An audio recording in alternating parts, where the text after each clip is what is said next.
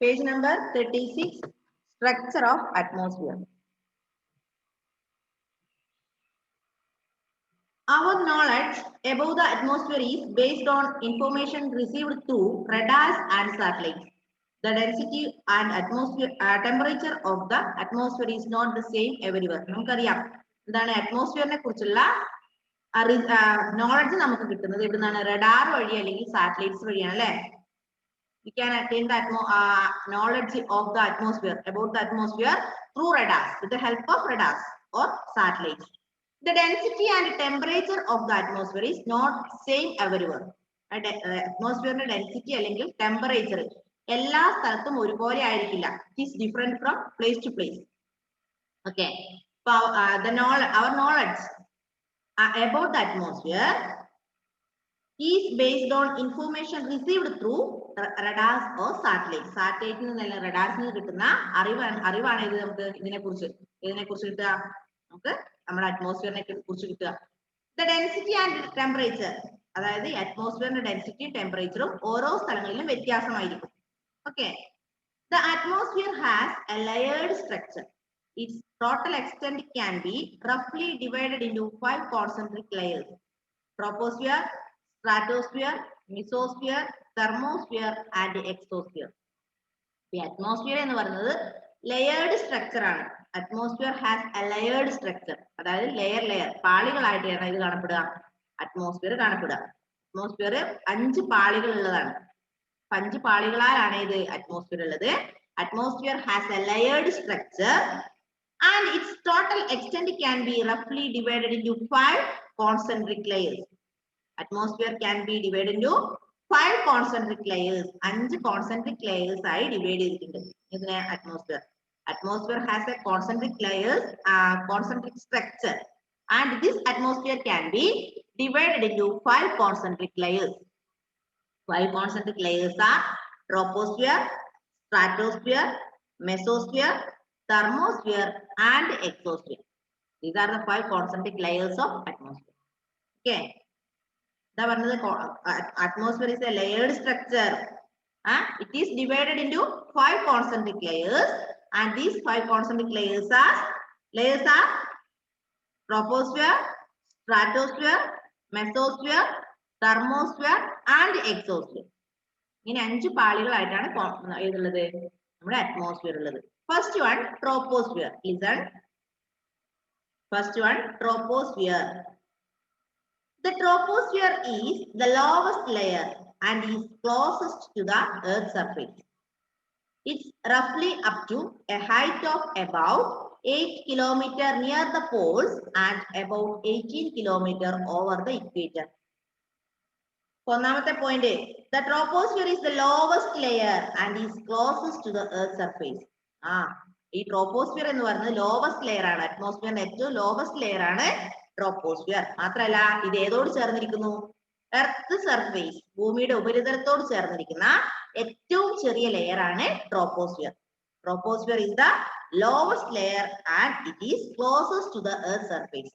And this troposphere extends up to height of 8 km near the poles and 18 km over the equator. എന്താ പറഞ്ഞേ?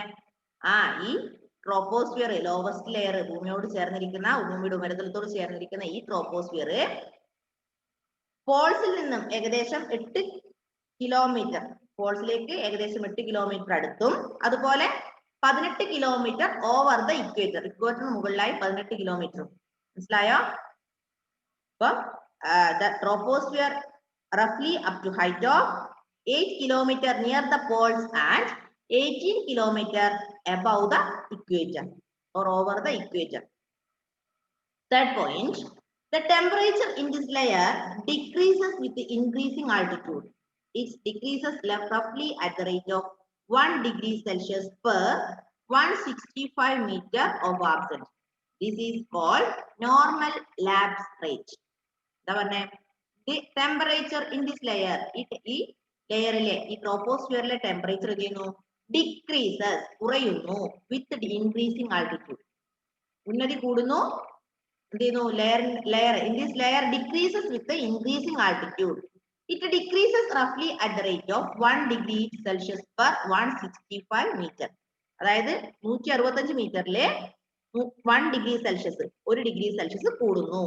ഇതിനെ പറയുന്ന പേരാണ് this is called normal lapse rate. ഈ റേറ്റിനെ പറയുന്ന പേരാണ് normal lapse rate. Okay, the temperature in this layer decreases with the increasing altitude. It decreases roughly at the rate of 1 degree Celsius per 165 centimeter of ascent, and this is known as normal lapse rate. Fourth point, water vapor and dust particles are found only in this layer. We can find water vapor and dust only in this layer. Water vapor and dust. ഇത് എവിടെ കാണപ്പെടുള്ളൂ ലെയറിലെ ട്രോപ്പോസ്ഫിയറിൽ മാത്രമേ കാണപ്പെടുള്ളൂ. ഈ അറ്റ്മോസ്ഫിയറിലെ water വേപ്പറും ഡസ്റ്റും കാണപ്പെടുന്ന layer ആണ് troposphere. Next one, troposphere is the most important layer as all weather phenomena like the formation of clouds, fog, frost, dew, thunder, lightning, precipitation, etc. occur in this layer. Troposphere is the most important layer as all weather phenomena like formation of clouds, fog, frost, dew, thunder, lightning. These are occurring in this layer. അതായത് ഈ troposphere എന്ന് പറഞ്ഞ important layer ആണ്. എന്തുകൊണ്ടെന്നാൽ weather ഫിനോമിനയുടെ ഭാഗമായ formation of clouds, മേഘങ്ങളുടെ ഉത്ഭവം, മേഘങ്ങളുടെ നിർമ്മാണം, പിന്നെ fog, frost, due, thunder, lightening, ഇതൊക്കെ ഉണ്ടാവുന്നത് ഈ ലെയറിലാണ്. Then next one, this layer protects us from excessive heat of the sun during the day and keeps the earth surface warm at night. ഈ troposphere protect ചെയ്യുന്നു നമ്മളെ ഇതിൽ നിന്ന്, excessive heat of the sun, സൂര്യന്റെ ചൂടിൽ നിന്ന് നമ്മളെ സംരക്ഷിക്കും. കൂടുതൽ ചൂടുള്ള സമയത്ത് നമ്മളെ സംരക്ഷിക്കുന്നത് ഈ ട്രോപ്പോസ്ഫിയർ ആണ്. And keeps the earth surface warm at night. രാത്രി കാലങ്ങളിലെ നല്ല തണുപ്പായി സൂക്ഷിക്കുന്നു, അല്ലെ, വാമായി സൂക്ഷിക്കുന്നു. അപ്പൊ ഈ layer, this troposphere protects us from excessive heat from the sun and keeps the earth surface warm at night. Last point, troposphere has about 90% of the air in the atmosphere. അറ്റ്മോസ്ഫിയറിലെ അന്തരീക്ഷത്തിൽ കാണുന്നതിലെ 90% എയറും ട്രോപ്പോസ്ഫിയറിലാണ്.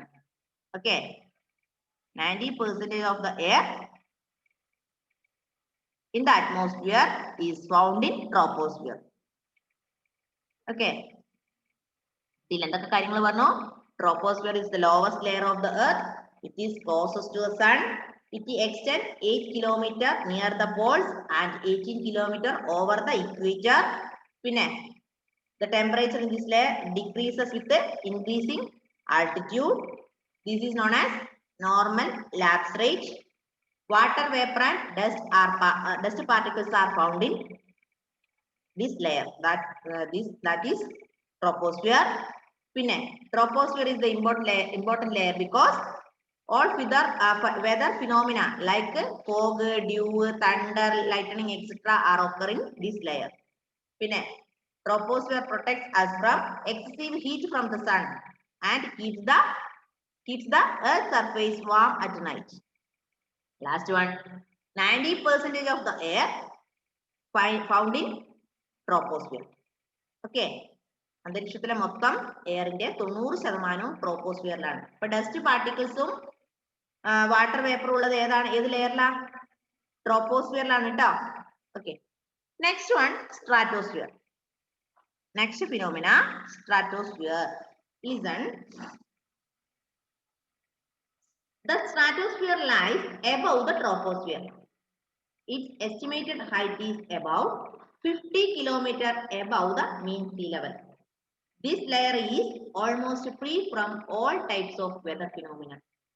Clouds are almost absent and there is very little dust of water vapor.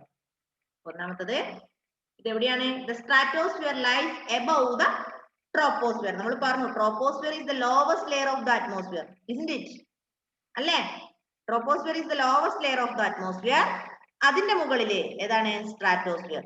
Stratosphere is above the troposphere. This one is troposphere. This one is stratosphere. Troposphere, stratosphere. Stratosphere is above the troposphere. And its height is about 50 kilometer above the mean sea level. Mean sea level നിന്ന് ഏകദേശം 50 kilometre ഉയരത്തിലാണ് ഏതുള്ളത് stratosphere ഉള്ളത്. This layer is almost free from all types of weather phenomena and clouds are almost absent and there is very little dust of water vapor. അവിടെ എന്തേ ഉള്ളൂ കുറച്ച് മാത്രമേ എന്തുള്ളൂ വാട്ടർ വേപ്പറും ഡസ്റ്റും പൊടിയും വാട്ടർ വേപ്പറും ഒക്കെ കുറച്ച് എമൗണ്ട് മാത്രമേ സ്ട്രാറ്റോസ്ഫിയറിൽ ഉള്ളൂ. കൂടുതലായി കാണപ്പെടുന്ന ട്രോപ്പോസ്ഫിയറിലാണ്. Fourth point, the movement of air is almost horizontal. അതായത് എയറിന്റെ മൂവ്മെന്റ് എപ്പോഴും ഹൊറിസോണ്ടൽ ആയിട്ടായിരിക്കും ഉണ്ടാവുക. മനസ്സിലായോ? Horizontal movement of the air is there. Next one, jet planes which fly at a high altitude fly in the lower part of the stratosphere. Jet planes which fly at a high altitude fly the lower part of the stratosphere. The temperature remains constant up to a height of about 20 kilometers and then increases with the increasing altitude. 20 kilometre വരെ അതിന്റെ temperature നിലനിൽക്കുന്നു. And then increases with the increasing altitude. പിന്നെ അത് കൂടുന്നു. Then next one, the lower part of the stratosphere between 15 kilometer and 35 kilometer has a concentration of ozone and is called ozonosphere. എന്താ പറഞ്ഞത്? അതിനിടയിൽ ഒരു ഓസോണോസ്ഫിയർ എന്ന് പറയുന്ന ഒരു പാളി. The part of the stratosphere, അതായത് സ്ട്രാറ്റോസ്ഫിയറിന്റെ ഭാഗമായ 15 കിലോമീറ്ററിനും 35 കിലോമീറ്ററിനും ഇടയിൽ ഒരു കോൺസെൻട്രേഷൻ ഓഫ് ഓസോൺ ഉണ്ട്. അതിന് പറയുന്ന പേരാണ് ഓസോണോസ്ഫിയർ. എന്താ ഓസോണോസ്ഫിയർ എന്ന് പറഞ്ഞാല് സ്ട്രാറ്റോസ്ഫിയറിന്റെ 15 കിലോമീറ്ററിനും 35 കിലോമീറ്ററിനും ഇടയിലുള്ള ആ ഒരു layer. Okay. Last one, ozone absorbs the ultraviolet radiation of the sun. It is essential for protecting life on earth. അതായത് സൂര്യനിൽ നിന്ന് വരുന്ന അൾട്രാ വയലറ്റ് രശ്മികളെ തടഞ്ഞു നിർത്തുന്നത് ഓസോൺ ആണ്. അല്ലെ? ഓസോൺ പാളിയില്ലേ? അതാണ് പറഞ്ഞത് ഓസോണോസ്ഫിയർ അല്ലെ? ഓസോൺ പാളി സൂര്യനിൽ നിന്ന് വരുന്ന ഈ അൾട്രാ വയലറ്റ് രശ്മികളെ തടഞ്ഞു നിർത്തുന്നത് ഏതാണ്? ഓസോൺ ആണ്. ഓക്കെ. മനസ്സിലായോ എന്താ സ്ട്രാറ്റോസ്ഫിയർ എന്ന് പറഞ്ഞാല്? Stratosphere is above the troposphere. പിന്നെ it is about 50 kilometer above the mean sea level. This is free from all types of weather phenomenon. പിന്നെ the movement of the air is horizontal in this layer. പിന്നെ jet planes which fly at a high altitude. പിന്നെ the lower part of the lower part of the stratosphere, it is about 15 kilometer up to 35. 15 35 കിലോമീറ്ററിന് ഇടയിലുള്ള ആ ഒരു lower പാർട്ടിനെ, സ്ട്രാറ്റോസ്ഫിയറിന്റെ ആ lower പാർട്ടിനെ പറയുന്ന പേരാണ് ozonosphere. Ozone absorb ultraviolet radiation of the sun. Okay, കിട്ടിയില്ലേ? മനസ്സിലായോ? Third one, the mesosphere lies above the stratosphere. Mesosphere എന്ന് പറയുന്നത് സ്ട്രാറ്റോസ്ഫിയറിന് മുകളിൽ. First one troposphere, stratosphere, mesosphere. Okay, കിട്ടിയില്ലേ? Mesosphere is above that stratosphere. It extends from about 50 kilometer to about 80 kilometer above the mean sea level.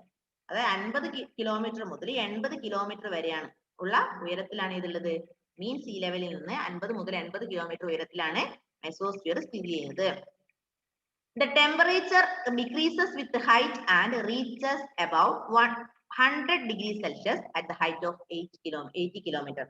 80 kilometre എത്തുമ്പോൾ എത്ര temperature ഉണ്ടാവും? 100 degree Celsius. Then this is the coldest layer in the atmosphere. ഇതാണ് അറ്റ്മോസ്ഫിയറിൽ ഏറ്റവും തണുപ്പുള്ള ഒരു layer. മനസ്സിലായോ? Is the coldest layer in the atmosphere. Meteors which come from outer space burn up in this layer. ഇതാണ് meteors എന്ന് പറഞ്ഞാൽ എന്താ മക്കളെ? മെറ്റേഴ്സ്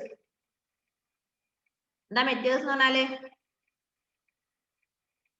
ആ കഴിഞ്ഞ വർഷം പഠിച്ച 6ാം ക്ലാസ്സിൽ. Materials which come from outer space, outer സ്പേസിൽ നിന്ന് വരുന്ന മെറ്റീരിയൽസ് ഇവിടെ വെച്ചാണ് ബേൺ ചെയ്യുക, കത്തുക. ഉൽക്കയാണോ? ആണോ? എനിക്കറിയില്ല, ഒന്ന് നോക്ക് കേട്ടോ. പഴയ ടെക്സ്റ്റ് ഒക്കെ എടുത്ത് നോക്ക്. കഴിഞ്ഞ ക്ലാസ്സിൽ ഞാൻ പറഞ്ഞതാ, 6ാം ക്ലാസ്സിൽ പഠിക്കുന്ന 6ാം ക്ലാസ്സിൽ കളയാൻ വേണ്ടിയല്ല മിസ് പഠിപ്പിച്ചത്, അതിന് കീഴിലേക്ക് ആവശ്യം വരുന്നോണ്ട് പഠിപ്പിച്ചതാ. 6ാം ക്ലാസ്സിൽ കുറച്ച് ദിവസം മുമ്പ് ഞാൻ പഠിപ്പിച്ചത് അത്. മെറ്റേഴ്സും കോമറ്റും തമ്മിൽ കൺഫ്യൂഷൻ ആയി. മെറ്റേഴ്സ്, കോമറ്റ്സ്, പിന്നെ വേറെ കുറെ പഠിച്ചു. സപ്തർഷി ഇല്ലേ? Okay. Materials which come from outer space burn up in this layer. Outer സ്പേസിൽ നിന്ന് വരുന്ന മെറ്റീരിയൽസ് ഇവിടെ വെച്ചാണ് കത്തി നശിക്കുക. ഓക്കെ. ഇപ്പൊ ഒന്നുകൂടെ മിസ് പറഞ്ഞു, മൂന്നാമത്തെ layer mesosphere is the third concentric layer of atmosphere. Mesosphere is above the stratosphere. It extends from 50 km up to 80 km above the mean sea level. പിന്നെ temperature decreases with height and reaches about 100 degrees Celsius. Temperature എന്ത് ചെയ്യുന്നു? കുറയുന്നു വിത്ത് height. ഉയരത്തിനനുസരിച്ച് temperature കുറയുന്നു. അങ്ങനെ 80 കിലോമീറ്ററിൽ എത്തുമ്പോൾ ഏകദേശം 100 degree Celsius മാത്രമേ ഉള്ളൂ. മനസ്സിലായോ? അത് മാത്രല്ല, ഈ മെസോസ്ഫിയർ എന്ന് പറയുന്നതാണ് ഏറ്റവും coldest layer of the atmosphere. Mesosphere is the coldest layer of atmosphere. Meteors which come from outer space burns in this layer. ഇവിടെ വെച്ചാണ് മെറ്റീരിയൽസ് കത്തുന്നത്. Okay. Last one, sorry, fourth one, thermosphere.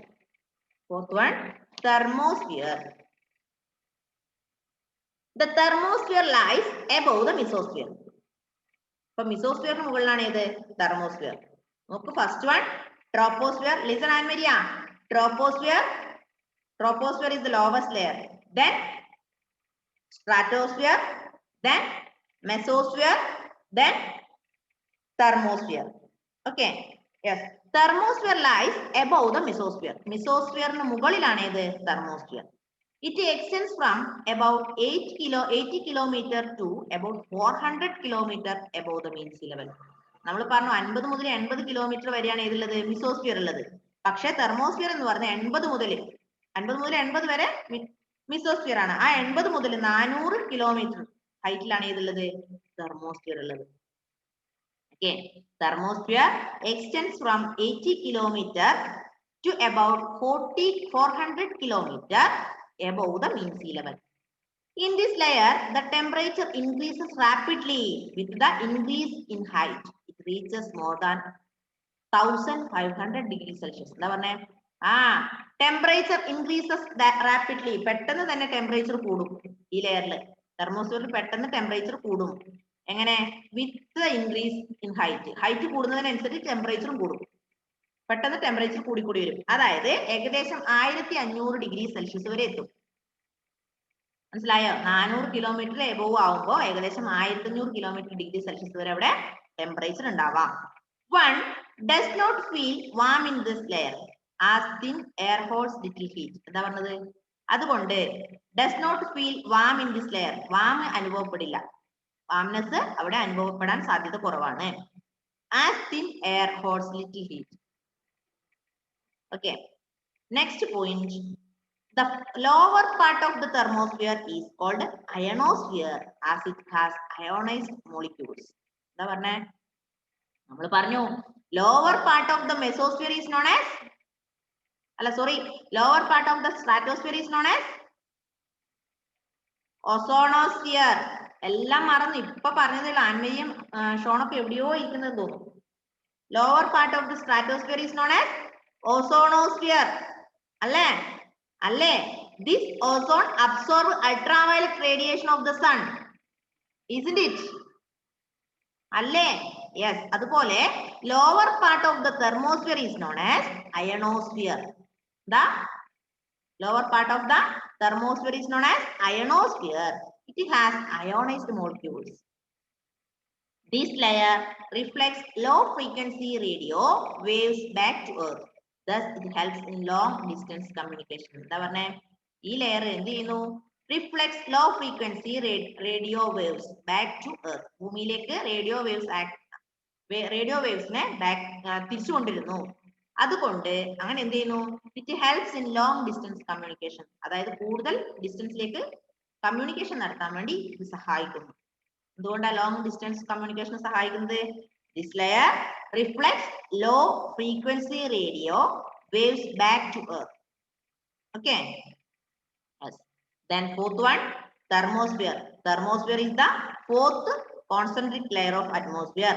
It is above 80 kilometer up to 400 kilometer above the mean sea level. Then in this layer, temperature increases rapidly with the increased height. It is about 1500 degrees Celsius. Then does not feel warm in this layer. Warm അനുഭവപ്പെടാറില്ല. പിന്നെ lower part of the thermosphere is known as ionosphere. Lower part of the thermosphere is known as ionosphere. Lower part of the stratosphere is known as ozonosphere. What is the difference between ozonosphere and ionosphere? Ozonosphere is the lower part of stratosphere, but ionosphere is the lower part of thermosphere. Okay.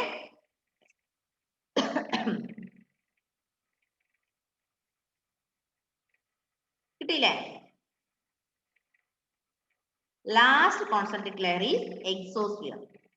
Last concentric layer is exosphere.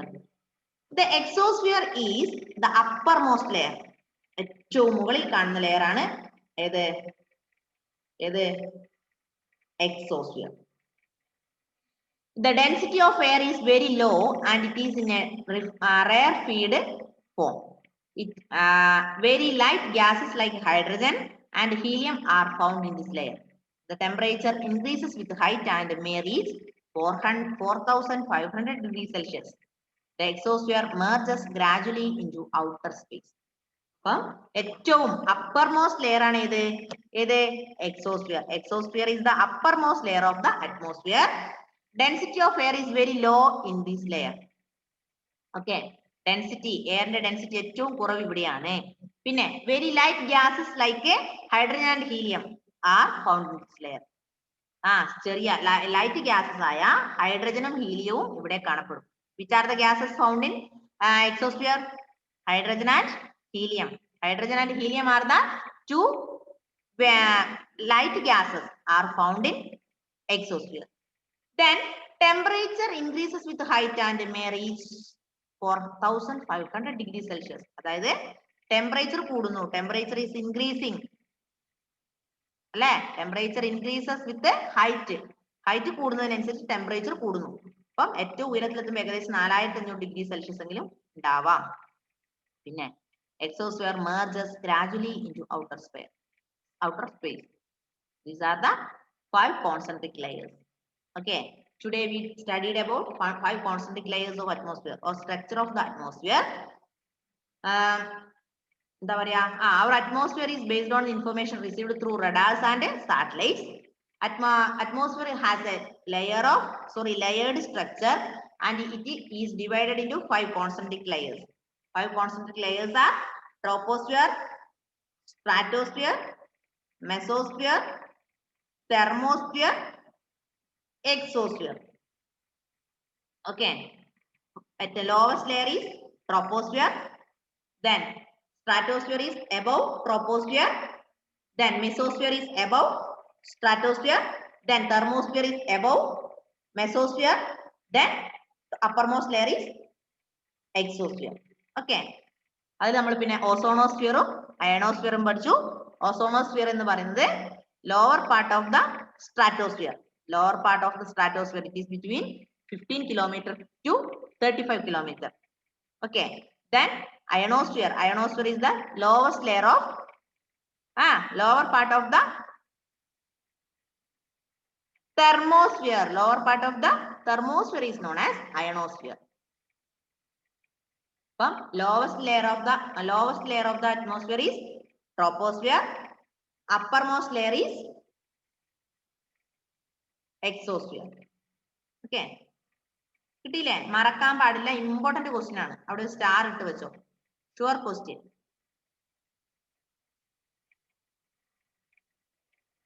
Okay. Next one, significance of the atmosphere. ഇനി അതിനു മുമ്പ് മക്കളെ നോക്ക്. Can you see the picture? Distribution of temperature in the atmosphere. കണ്ടോ?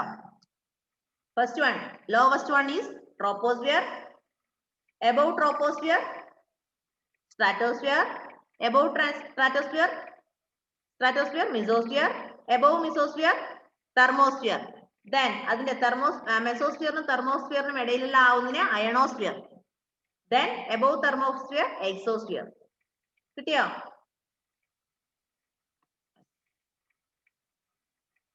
Next one, significance of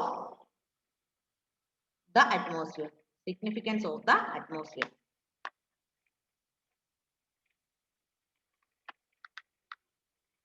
The lower layer of the atmosphere has life-giving oxygen, which is needed for breathing. Nitrogen and carbon dioxide are needed by plants for their growth. It prevents the sun's harmful ultraviolet rays from reaching the Earth's surface. It acts like a greenhouse and controls the extremes of temperature during the day and night. It softens the sun's glare during the day. The change of weather and climate is due to the presence of the atmosphere. The presence of water vapor causes condensation and precipitation. Sound waves travel through air. It shields us from meteors. The significance, atmosphere significance ഒക്കെ നോക്കാം. Lower layer of the atmosphere has life-giving oxygen, which is needed for breathing. നമ്മുടെ ശ്വസനത്തിന് ആവശ്യമായ, നമുക്ക് ശ്വസിക്കാൻ ബ്രീത്തിങ്ങിന് ആവശ്യമായ oxygen എവിടുന്നാ കിട്ടുക? അറ്റ്മോസ്ഫിയറിൽ നിന്നാണ് കിട്ടുക, അല്ലേ? ലൈഫ് ഗിവിംഗ് ഓക്സിജൻ, അല്ലെ? Life giving oxygen which is needed for breathing. Atmosphere has life giving oxygen. അറ്റ്മോസ്ഫിയറിലാണ് ഓക്സിജൻ ഉള്ളത്. പിന്നെ nitrogen and carbon dioxide are needed by plants for the growth. നൈട്രജനും കാർബൺ ഡൈ ഓക്സൈഡും എന്ത് വേണം? പ്ലാന്റ്സിന്റെ വളർച്ചയ്ക്ക്, ചെടികളുടെ വളർച്ചയ്ക്ക് ആവശ്യമായ നൈട്രജനും കാർബൺ ഡൈ ഓക്സൈഡും എന്താണ് പ്രൊവൈഡ് ചെയ്യുക? എവിടുന്നാ കിട്ടുക? നമ്മുടെ അറ്റ്മോസ്ഫിയറിൽ നിന്നാണ് കിട്ടുക. അറ്റ്മോസ്ഫിയർ ആണ് ഇത് പ്രൊവൈഡ് ചെയ്യുന്നത്. Okay. Then third one, it prevents the harmful ultraviolet rays from reaching the Earth's surface. ഭൂമിയിലേക്ക് അൾട്രാവയലറ്റ് രശ്മികൾ എത്താതെ തടഞ്ഞു നിർത്തുന്നത് ഏതാണ്? അറ്റ്മോസ്ഫിയർ ആണ്. മനസ്സിലായോ? Atmosphere prevents the sons harmful ultraviolet രശ്മികൾ, അൾട്രാവയലറ്റ് റേസ്. അപ്പം നമ്മുടെ ശരീരത്തിൽ അൾട്രാവയലറ്റ് രശ്മികൾ പതിച്ചാൽ എന്ത് സംഭവിക്കുക? ക്യാൻസർ പോലുള്ള രോഗങ്ങൾക്ക് കാരണമാകും, അല്ലെ? അൾട്രാവയലറ്റ് രശ്മികൾ ഭൂമിയിലേക്ക് എത്താതിരിക്കാൻ സഹായിക്കുന്നത് അറ്റ്മോസ്ഫിയർ ആണ്. അതാണ് തടയുന്നത്. അറ്റ്മോസ്ഫിയർ ആണ് തടഞ്ഞു വെക്കുന്നത്. ഭൂമിയിലേക്ക് അൾട്രാവയലറ്റ് രശ്മികൾ എത്താതെ തടഞ്ഞു നിർത്തുന്നത് ഏതാണ്? നമ്മുടെ അറ്റ്മോസ്ഫിയർ ആണ്. Then next one, next point. It acts like a greenhouse and controls the extreme of temperature during the day and night. രാവും പകലും ടെമ്പറേച്ചറിനെ എക്സ്ട്രീം ചെയ്യാൻ വേണ്ടി, എക്സ്ട്രീംസ് ഓഫ് ടെമ്പറേച്ചർ അപ്പം കൺട്രോൾ ചെയ്യാൻ വേണ്ടി, ഇതിനെ രാത്രിയും പകലുമുള്ള ആ ചൂടിനെ കൺട്രോൾ ചെയ്യാൻ സഹായിക്കുന്നത് ഏതാണ്? അറ്റ്മോസ്ഫിയർ ആണ്. It softens the sun's glare during the day. The exchange of weather and climate is due to the presence of the atmosphere. The presence of water vapor causes condensation and precipitation. Water വേപ്പറിന്റെ സാന്നിധ്യം, ഇവിടെ നമ്മൾ water vapour കാണുമെന്ന് പറഞ്ഞത് അറ്റ്മോസ്ഫിയറിലാണല്ലേ? Atmosphere water vapour കാണും. അതെന്തിന് കാരണമാകുന്നു? കണ്ടൻസേഷനും അതുപോലെ precipitation കാരണമാകുന്നു. Then next one, sound waves travel through air. എയറിലൂടെ സൗണ്ട് വേവ്സിന് ട്രാവൽ ചെയ്യാൻ കഴിയും. It shields us from meteors. These are the significance of atmosphere. Understood? മനസ്സിലായോ? മനസ്സിലായില്ലേ? അപ്പോ ലാസ്റ്റ് പീരീഡ് ആവുമ്പോഴത്തേന് ഇതിന്റെ one words, tick the correct answer, fill in the blanks, true or false, match the column, ഇത്രയും answer കണ്ടുപിടിക്കുക കേട്ടോ.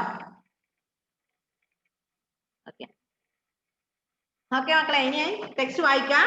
If you have any doubt ask me. Okay, bye bye, see U.